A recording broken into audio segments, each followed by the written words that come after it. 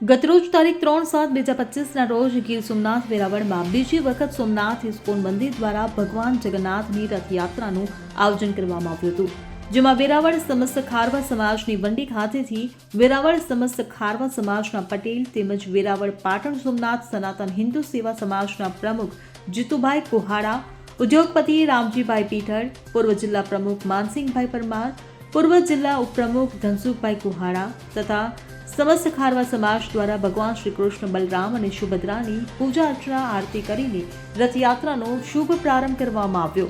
આ રથયાત્રામાં વેરાવળ ખારવા સમાજની વાડી શહેરની મુખ્ય બજારોમાં tower chowk, post office road, housing society, bus સ્ટેન્ડથી લઈને લોહાણા બોર્ડિંગ સમાપ્ત કરવામાં આવી। આ રથયાત્રામાં વેરાવળ સમસ્ત ખારવા સમાજના પટેલ જીતુભાઈ કુહાડા, ઉપ પટેલ બાબુભાઈ આગિયા, ઉપ પટેલ ગોપાલભાઈ ફોફંડી, વેરાવળ માછીમાર હોડી એસોસિએશનના પ્રમુખ હીરાભાઈ વધાવી તથા ખારવા સમાજના તમામ આગેવાનો, વેરાવળ શહેર ભાજપ ઉપપ્રમુખ પૃથ્વીભાઈ ફોફડી, કડવા પાટીદાર સમાજના પ્રમુખ રસિકભાઈ પટેલ, લોહાણા સમાજના ઉપપ્રમુખ રમેશભાઈ ગુપ્તા તેમજ ગીર સોમનાથ જિલ્લા ભારતીય જનતા પાર્ટીના તમામ હોદ્દેદારો તથા કાર્યકર્તા ભાઈઓ તેમજ વેરાવળ હિન્દુ સમાજના અન્ય આગેવાનો તેમજ સોમનાથ ઇસ્કોન મંદિરના ભાઈઓ બહેનો તથા સમસ્ત હિન્દુ સમાજના ભાઈ બહેનો બહોળી સંખ્યામાં ઉપસ્થિત રહ્યા હતા।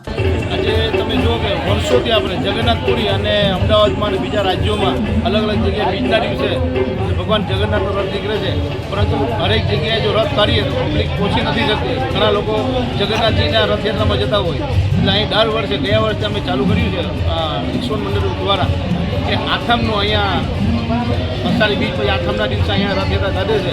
આમાં દરેક હિન્દુ સમાજના ભાઈઓ બહેનો જોડાય છે અને અમારા ઇસ્કોનના ભક્તો બધા જોડાય છે।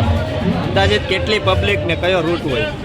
હા, વેરાવળ સમસ્ત ખારવા સમાજની મંદિર સ્ટાર્ટ થયું છે આજે, અને તાવર ચોક થઈ, કોળીવાળું થઈ, શિક્ષક કોલોની થઈ ને પછી કે મોડી બસ સ્ટેન્ડ થઈ ને મોડા બોર્ડિંગમાં સમાપન રાખ્યું છે।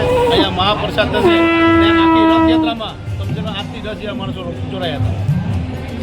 ભગવાન જગન્નાથજી દર વર્ષે પોતાના ભક્તોને દર્શન આપવા માટે પોતાના મંદિરથી બહાર નીકળીને રાજમાર્ગો ઉપર પરિભ્રમણ કરતા હોય છે।